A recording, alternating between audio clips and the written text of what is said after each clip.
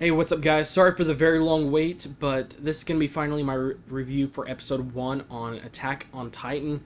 And I'm going to start off by saying that in the very beginning, one of the things I actually slightly noticed is that the woman that was talking, the voice that we heard, that was kind of like a narrator, sound exactly like the woman from Code Geass. Like, no joke. It might have been just me, but she sounded just like her. Now, anyways, in the very beginning, when it started with, him seeing the Titan and everything already, I was like, holy moly, it just can't start like this. It really can't, because that'd be a really bad way to start up something, especially, just the first episode, not a whole new season or anything like that, but just very first episode. And as things progressed, I saw the guys on the horses and the things that they were wearing that was like wrapped around their pants, almost like a belt, but I gotta say, that was really awesome. That was very cool. It was a very cool way for them to actually fight in that style and be able to get into high places, and in a good way to actually get into some fast-paced action that I gotta say is gonna be really awesome to see. And seeing that they're using swords and everything, and as things progressed and everything, I gotta say I like the character so far. He's pretty cool, and I guess you could say he's what you see usually from a main character, a little bit stubborn. Now, when he started talking to that one guy that was drinking alcohol and everything, I love the reaction that guy was giving, how he looked like he was very surprised, and every single time he would say something like, it's really bad, no matter how long it's been, the Titans could attack any second, anything can happen. And talking about how, no matter how good things are, don't, expect anything. And also just, saying that stuff really put a big surprise look on his face.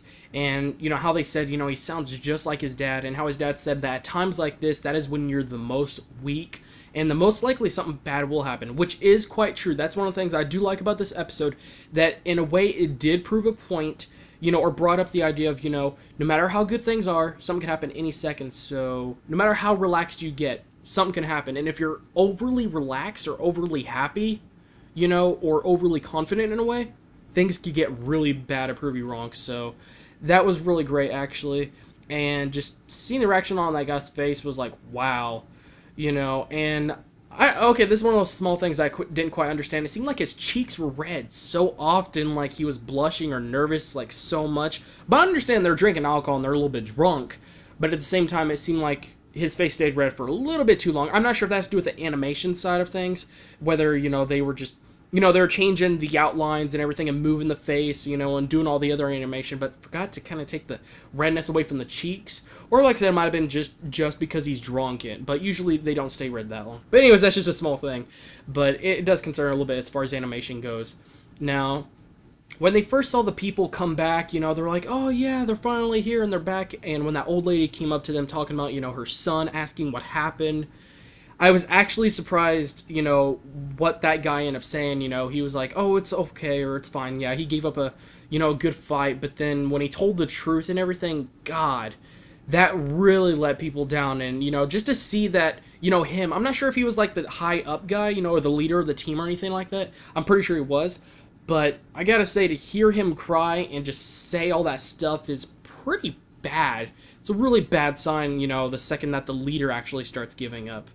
And it was a really bad sign, and it really sucked to see, that they only brought back, her son's arm and everything. And then, a little bit afterwards, as things progressed, I gotta say, it was pretty funny when, I saw those two getting into an argument. Not an argument, but, when she first said, he wants to join them, and then his mom was like, really surprised, and he was like, you traitor, you betrayed me. And I can't remember what they're called, the something corpse. Now, it's pretty much a team that, goes out and actually tries to fight the Titans, or at least do investigations and adventure and that kind of stuff. And actually seeing his dad's reaction, the way he actually acted, and how he kind of, not exactly approved of it, but, he was like, just let him do what he wants to do, And when he said something about, when he comes back, he's going to, use the key and actually show him what he's been hiding in the basement or the cellar. That, to me, at that moment, I was like, I know something is going to happen. That cellar is going to mean something. And I'm not sure if it's just me, but the way his dad acted and the way the main character is and everything, in some reason, reminds me of Full Metal Alchemist. Might have been just because I was just watching it the other day and everything, but it just, some reason, really reminded me of it, And, the father figure and everything, the main character, the way he acts and everything, and just all that kind of stuff. But anyways, I know something's gonna happen in that cellar. I just know it. But after that, then I saw, the kid getting picked on, by those bullies and everything, and how, he was like saying, "You're only picking on me because you know I'm right, and this is your only way to try to prove me wrong," or something like that. And then when their expressions on their faces changed, he was like, "So I'm right?" And then, and then they got mad. It was just really funny. Just seeing how, he was mentally beating them, and, how you don't need a fist, and he's not willing to fight back because he doesn't want to stoop down to their level. But the funny part was when, when the main character showed up, and they're like, "Oh, yeah, I'm going to, let's fight." But then when they saw the girl behind him, oh my gosh, they just ran. That was just so funny, and it just reminded me of so many, like, anime characters. Nothing about Sakura or anything like that, or any other characters from any other animes, but yeah, it was pretty funny, and I gotta say, that was pretty funny to see. Now, anyways, we're getting to the deep stuff. Now, as things started progressing, I liked how, he started getting to the scene where, I knew it was about to happen, but, when they were just talking and, talking about how, something could happen any second, and just because, the Titans have attacked for like 100 years doesn't mean it can't happen or something, or it's not possible, and this was actually, generally, this was the perfect time. And then when the Titan showed up, I was very surprised by like how he showed up. It looked like a red bolt of lightning. And my question is, okay, my first question was, I wasn't paying too much attention on the Titan. It's like, okay, who sent him down, or how did he get here? Because there must be something up there, which, I know this is kind of random, but in some sort of way reminds me of well, let's just say Code Geass. Just a little bit, I know I kind of brought that up earlier with the, the narrator talking, but it, his father figure, almost as if he was God, he had a big beard and everything, and he was in the sky or the clouds and everything like that. It made me think, there's probably some sort of God figure that might be up there that's sending him down here, or maybe it has some sort of power that allows it to be sent down there, or something. I'm pretty sure it is going to be explained, but it raised a lot of question. But when they saw his face, wow. I am not gonna lie, when I saw the face of that Titan, I was like, oh my gosh, and it just sent a weird feeling down my spine, just shivers. And it was pretty tense, it was getting pretty crazy, and as he just kicked that wall like it was nothing, and saw all the rocks just coming at and just destroying houses and just hitting people, and just all the splatter of blood and guts and everything. Pretty gory.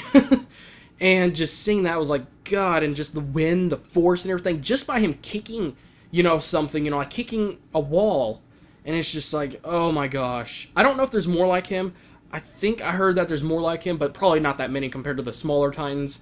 But I gotta say, he's gonna be a problem. He certainly is.